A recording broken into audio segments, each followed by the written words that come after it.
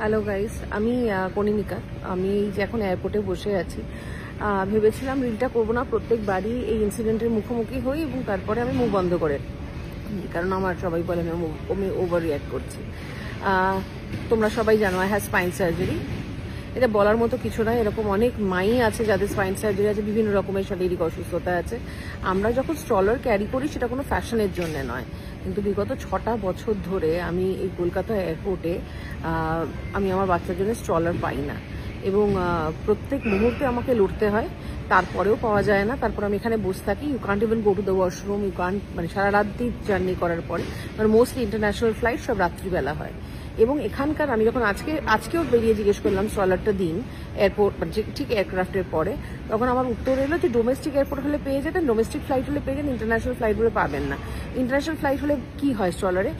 In the contrary, আমি ব্যাংককে আমার মেয়েকে নিয়ে, মেয়ে ঘুমিয়ে পড়েছিল যখন আমি ট্রাভেল করছি, কারণ আমার সঙ্গে আমার বাবা কাকা রয়েছে, দুজনেই 60 ঊর্ধ্ব বয়স। হ্যাঁ, তারা যখন দেখলো যে বয়স এতটা এবং আমার বাচ্চা ঘুমোচ্ছে, তারা কিন্তু বাচ্চাকে কোল থেকে মানে ওই স্ট্রলার থেকে নামতে পর্যন্ত বলেনি, সেইভাবেই ওরা চেক ইন করেছে। এবং ওরা বোঝে যে মা, একটা বাচ্চাকে ক্যারি করা is a very difficult job. যখন তুমি এত ভিড়ের মাঝখানে, এত মানুষের মাঝখানে, এত রকমের মানুষের মাঝখানে তুমি চলাফেরা করছো বা ফ্লাইটে বসে আসছো।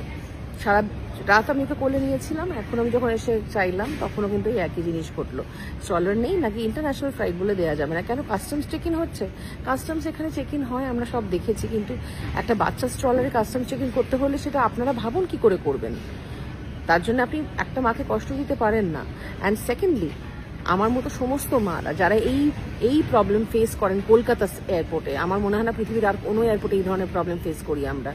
কলকাতা এয়ারপোর্টে বিগত 6টা বছর ধরে আমি এক জিনিস নিয়ে লড়ে চলেছি, ইন্টারন্যাশনাল ফ্লাইট মানে আমার জন্য বিভীষিকা, রাত্রিবেলা এলে কোনো হেল্প থাকে না।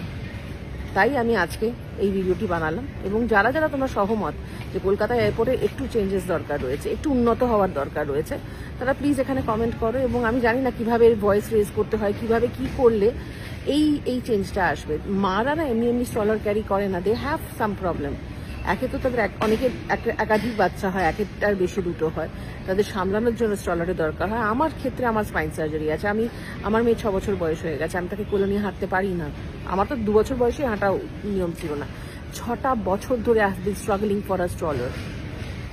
প্লিজ আমাকে উত্তর দিন কিভাবে এই স্ট্রলার গেটের সামনে পাওয়া যায়। আমার মেয়ে বড় হয়ে গেছে, কিন্তু আমি এই ভিডিওটা বানিয়েছি এই সমস্ত মায়ের জন্য যারা রাত্রিবেলা সারা রাত ট্রাভেল করার পরে স্ট্রলার চায় বাচ্চাকে একটু আরাম দেওয়ার জন্য এবং নিজে হাঁটতে পারার জন্য।